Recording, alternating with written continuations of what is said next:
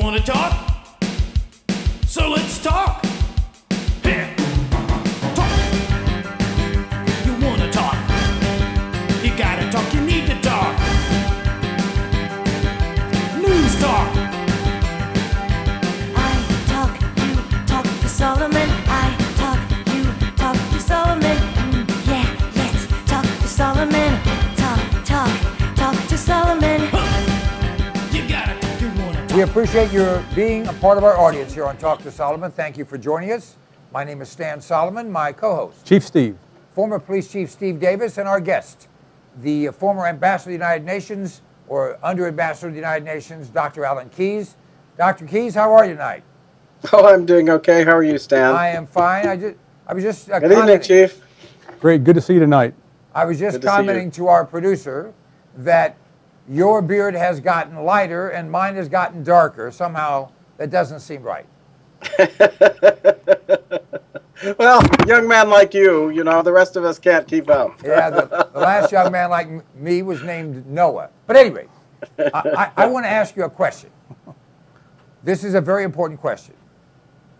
Representative Maxine Waters, from wherever she's from, somewhere in California, LA or someplace. I think she's from what's the company, the city that's filing bankruptcy? She must be from there. But anyway, she has said to the Tea Party, let's get it on.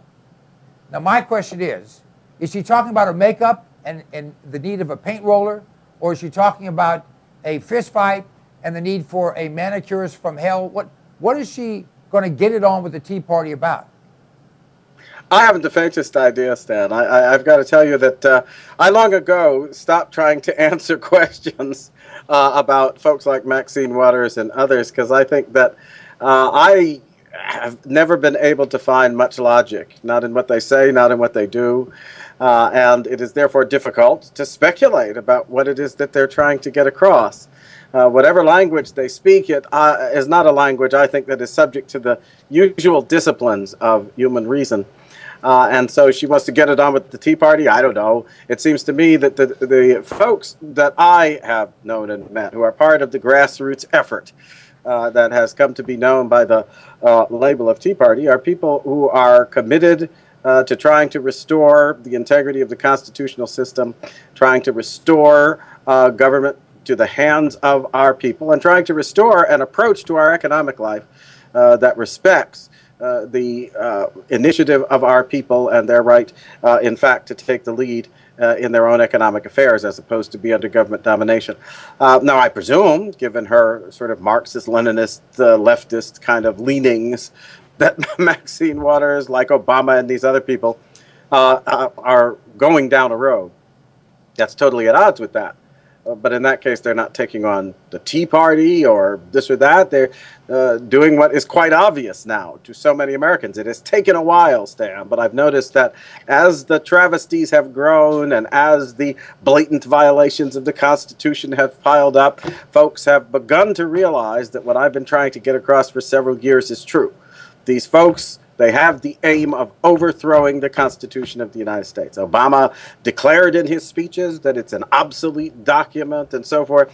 And by hook or crook, they mean to shred it up, turn it into waste paper, and try to make sure that it's not going to have any relevance to the future of our country. I think Tea Party people are bound and determined to uphold, protect, and defend the Constitution. They include many folks who have been part of government or the military or who have held other positions in life where they've had to swear that oath to uphold and defend the Constitution, and they take it very seriously, as I do. And so they're going to work hard to try to make sure it happens. And I think whether it's Maxine Waters or anybody else who wants to take that on, well, come ahead. Because part of the vocation of American citizenship is to stand forward and, as our founders had to do, pledge life and fortune and sacred honor to make sure that this republic survives. Now, you just said a mouthful, but of course you always say a mouthful. But let me ask you this question. It is now fact, F-A-C-T, that Obama has increased spending on quote-unquote welfare by 41% since he took office. That's $500 billion that he has spent.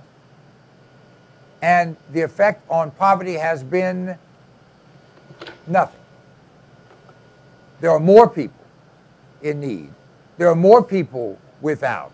There are more people unable, fill in all the other blanks, than there were before this $500 billion was spent. Now, I believe it's because, and it's the elephant in the room, if you'll pardon the Republican connotation, that money spent by government is overwhelmingly consumed by government, and the beneficiaries, whomever, get little or nothing.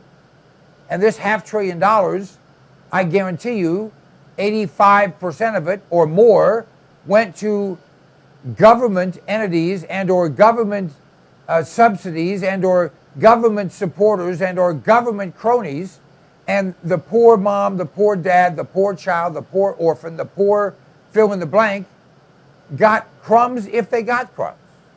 Am I online there, or am I way off? Well, Stan, I think you're right on target, but I'm not sure why you single out the welfare aspect of the budget, though. Because in point of fact, I think most people in this country, especially in this era when we have seen what I call the elite faction raping and looting both the Treasury directly and the good faith and credit of the American people, I think most people have come to understand that these expenditures in the budget, whether it's for welfare or other things, from the point of view of these empire-building politicians, whatever ideological label they hide behind, all that spending isn't about getting something done, Stan. I think that's obviously a bunch of hooey. What it's about is building their empires. What it's about is making sure that they have grist with which to keep the mill of their political ambition and opportunity going. And so we have seen, whether it's crony capitalism or welfareism or other isms, that the money's being parceled out in such a way as to reflect the agenda of power. And that's what these dollars are being used for. The other point, of course, is that it's quite obvious that they're not being, these monies are not being used to help people with jobs and all of this, unless that is part of the political agenda of this or that person in power, whether it's Obama with his renamed and redubbed acorn entities and handing out money to people in urban areas in order to try to bribe their vote or things of this kind. It also includes, of course, the supposed money that was spent on promoting green enterprises that, of course, went bust, and yet the people who pocketed that money still have it. I think, have begun to realize that we're going through an era now that is very little distinguishable from just simple gangsterism. The extortion of money out of the pockets of the people through a combination of things that amount to various forms of economic and political terror on the part of politicians, which have no end whatsoever except to service the machinery of their access to power and their distribution of the country's resources to maintain that power. This, by the way, Stan, is exactly what George Washington thought would come of the kind of party system we now have, that it would degenerate into a factional exercise. And a faction is a combination or association of people combined together in their own selfish interest and against the common good of the country. And I think it is quite clear that we call them political parties, but they're nothing but factions, and they long ago ceased to have any relevance whatsoever to the common interest or common good of our people. It's one of the reasons that I think it's about time people realized what's going on and understood we can't remain free if we don't have a politics that respects the requirements of freedom, and this process, this sham two-party system, doesn't reflect it. And so I think what you say about welfare is true, but I think in general now, sadly, this is what is happening to these huge resources that have been generated, some of them real, some of them just sort of credit that they've managed to turn into advantages for their cronies by destroying the good faith and credit of the American people and putting us in a position where our posterity for generations to come will be enslaved by debt. Chief? Well, you're both right, but in addition, welfare does not get people off of welfare. Welfare keeps people on welfare, and people on welfare, because they're at the bottom of the barrel, continue to vote for people to give them the welfare because they're stuck there. What welfare really does is it destroys marriages, it destroys families, and forces families, and mostly single mothers, to send their kids to live in roach-infested ghetto houses and send their children to substandard schools. So while it does waste a lot of money, it also destroys a lot of lives. Well, I couldn't agree with that more. And in fact, we could have a lively discussion on who cares for poor people, who cares for people that have disadvantages, who cares for people who are new to this country, who cares for them, and is it the people that guarantee that wherever they are, they'll stay, or is it the people that say through tried and proven, time-proven methodologies, you can assimilate, move up, and be givers rather than takers? I went through that, folks, and I'm here to tell you that government is designed to protect its turf and grow its turf. And everything else is either secondary, tertiary, or not even considered. So they want more, not fewer people on whatever program they're in charge of. They want more, not less money to carry out the program. And they want to make sure that they're not effective in getting them out, because then they would work themselves, if you will, out of power, out of a job, out of a living. Am I on the money here, Dr. Keys? Well, I believe so, and I think it has a lot to do with what we might think of as the foregone opportunity cost of turning these dollars over to a government process that is really aimed at producing power for politicians and bureaucrats and their cronies, rather than aimed at producing greater opportunity and expanding horizons of productivity for our economy. We know that that's not what it's about. And even though they had their socialist guru Keynes with all these fancy theories about how if you give the government all your money, that government spending's going to translate into jobs and prosperity, it all turned out to be a lie. It doesn't work. It's been disproven time and again. And when we did confront difficulties in our economic cycle, you know what brought us out of them, whether it's the Kennedy tax cuts or during the Reagan era, what brought us out of them was turning money back over to the hands of people in the private sector and allowing that money to be used directly in ways that they could envision that bureaucrats will never come up with to create jobs. Since we've had this approach that is essentially socialist in nature over the course of these years of the first years of the 21st century, where government spending has been expanding and all of these politicians, whether they're Republicans or Democrats, they lie and tell you we're going to create jobs. They don't create jobs, Stan. Government doesn't create any jobs except the jobs that serve the power to politicians. The kind of jobs that would keep these strip malls from having all the boarded up places that used to be professional establishments and businesses and restaurants. Those kinds of jobs are not created by government. They're created by people who have been empowered by control over their own resources to go out and living in the midst of other folks whose needs and tastes they can satisfy, generate the kind of jobs that are part of a productive economic life. That's been proven. And it was the source of our ability to outstrip, for instance, the socialist economies of Europe in the course of the latter part of the 20th century, so that pretty much every part of the world depended for its prosperity and wealth on the dynamism of the U.S. economy. Well, these socialists of all stripes have destroyed that dynamism. And they've destroyed the middle-class folks and the professional folks and the entrepreneurs and small and medium-sized business entrepreneurs who were the backbone of that job-creating success.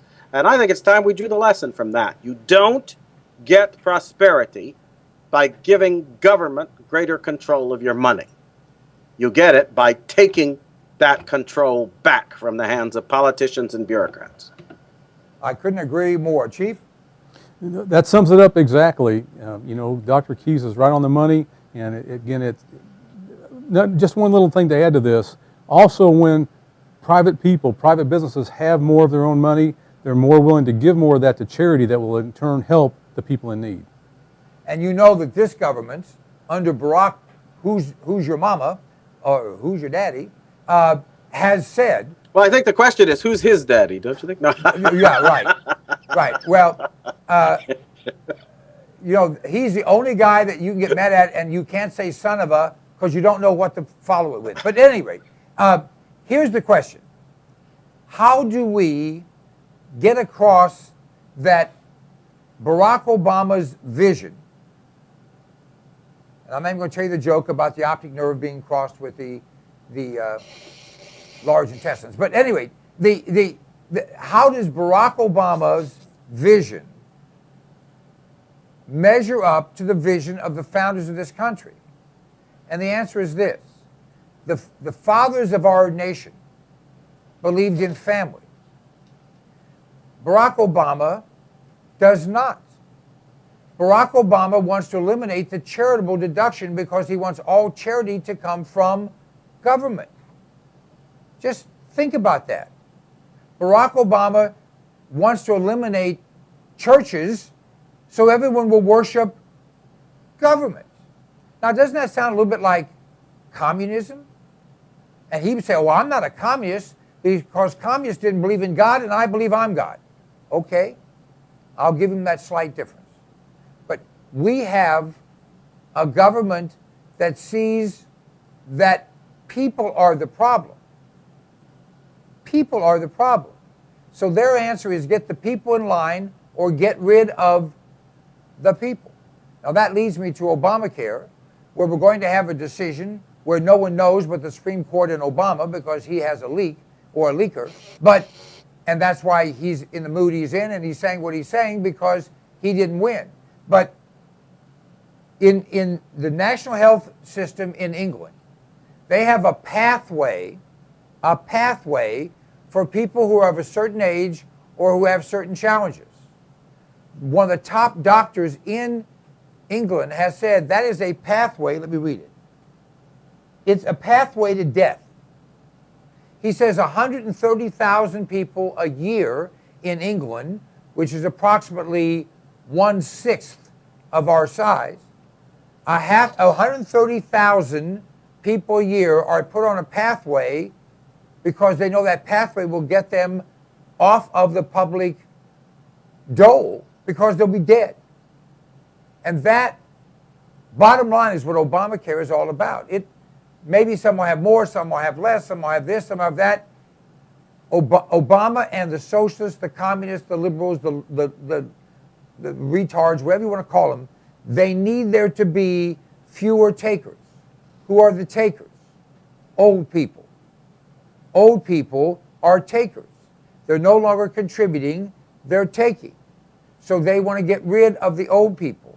If Obama's heart could be opened and mind could be read, it would say there are 20% of this people that need 20% of the people in this country that need to be gone, the severely sick and the old, so that we have the money to incarcerate and or incorporate in our communist vision the rest. Long lead up, Dr. Keyes. Well, Stan, I think that you always tempt me, though, when you are talking about Obamacare. I never know what to call it these days. I saw one person emails me, and they constantly call it Obamnicare. I myself think that maybe Obramnicare would be better, so that you get the full allusion to its original model. And I raise it only because I don't think it's fair to suggest to people that we're going to get out from under the vision that is being implemented in Obamacare. If we change personnel from the guy who's pushing it now to the guy who pushed it in Massachusetts and generally invented it and imposed it on folks there. And I know everybody who supports him says, well, he doesn't believe it should be applied nationally. That's just a lie. Okay, he said it repeatedly in 2007, 2008. They're a model for the country, and the notion that he doesn't still believe that, if you believe that, I've got a Brooklyn Bridge I'd like to sell you. This is all nonsense. So we're not just dealing with Obama. We're dealing with an agenda here that is the agenda of the elite faction. It runs across party lines. It includes all of these folks who sign on to the socialist vision, whatever label they wear.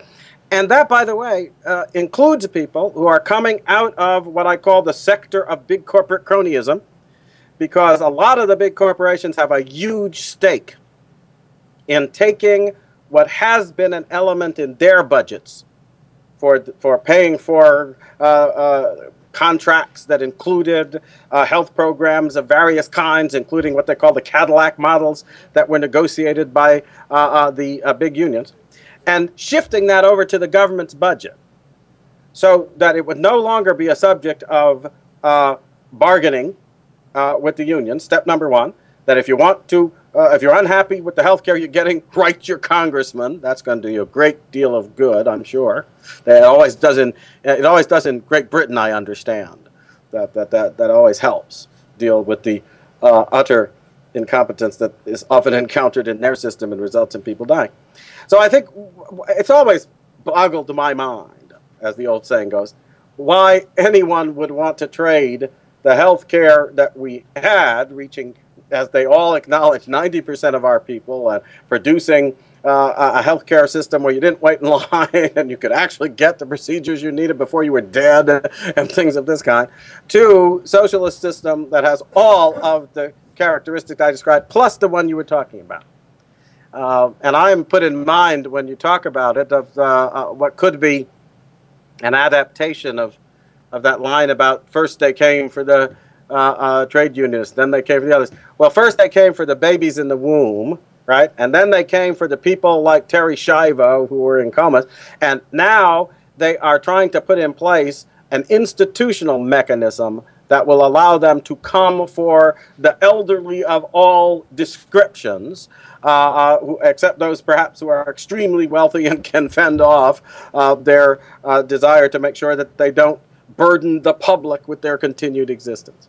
And I think you're exactly right about this. The discussion about death panels and all this has been borne out time and again. And these are features, Stan, that they try to deny because they know that they are shameful reminders of the truth. That we're watching people here under the guise of taking care of folks and compassion implement institutions that smack of the mentality of the Nazis and euthanasia and the killing of those people who had what they called life unworthy of life, the useless eaters, and all these other epithets they had that were particularly directed at the disabled and the elderly. So it's all that stuff about compassion for these people is all a veneer while they institutionalize a brutal system that actually is premised on what I think needs to be finally mentioned.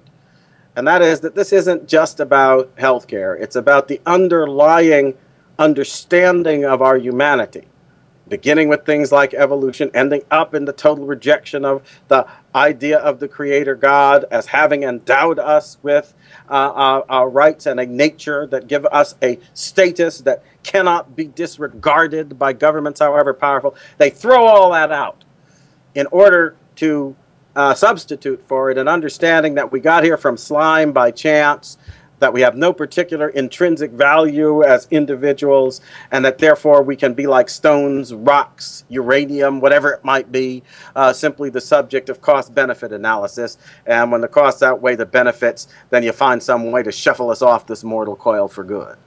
It's that underlying, deeply evil understanding that essentially looks at what we are and no longer sees our God-endowed humanity. That is at the heart of the whole understanding of politics and policy that all these people represent. And it's evil, and it's hateful, and it is thoroughly a rejection of the founding understanding of this country.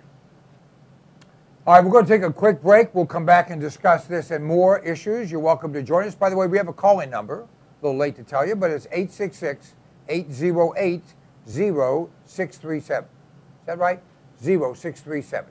So stay tuned. We'll be right back with more of Talk to Solomon.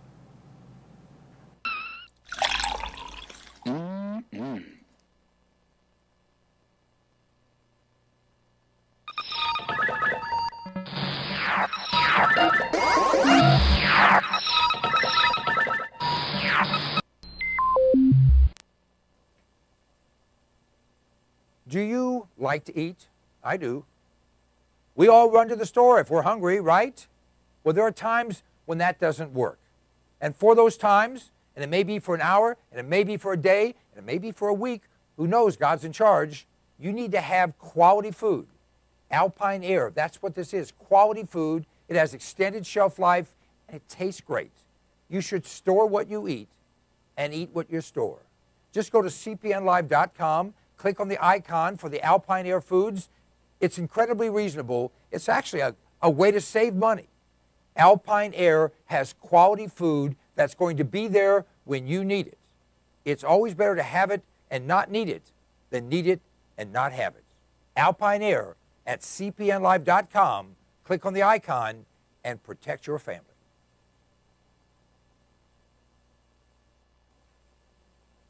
I am holding in my hand a product. It's called TR10 Supercolloidal Silver. It's a natural antibiotic that works. You know, the reason we use silver to make cutlery, silverware, is because nothing grows on silver. It's the reason they put it in your teeth. It's the reason they use silver instruments to operate on the brain. TR10 is very inexpensive. Just go to cpnlive.com, click on the icon for the TR10, and order a quart.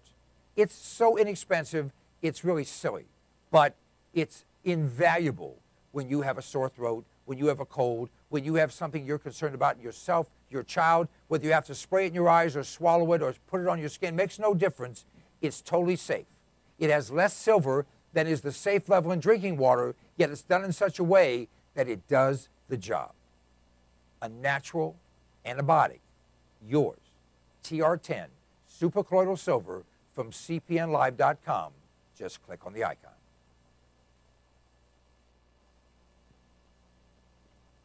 You have a computer, if you're alive today, which means you have a hard drive, which means it's going to break down. Mosey, the backup people, for thousands, for Stan, for thousands of people, for tens of thousands of people, is simply common sense. You go to cpnlive.com, click on the icon for Mosey, the backup people, and sign up. It's just a few dollars a month. Let me tell you something. We had a break-in. They stole our whole computer. You know what? When they take the computer, you can't recover anything, but we had Mosey. We had the backup. We were able to restore everything simply by buying another computer. cpnlive.com, click on the icon for Mosey, the backup people, and give yourself common sense, peace of mind, great value, the best thing you've ever done. Sooner or later, it's going to be Mosey, the backup people.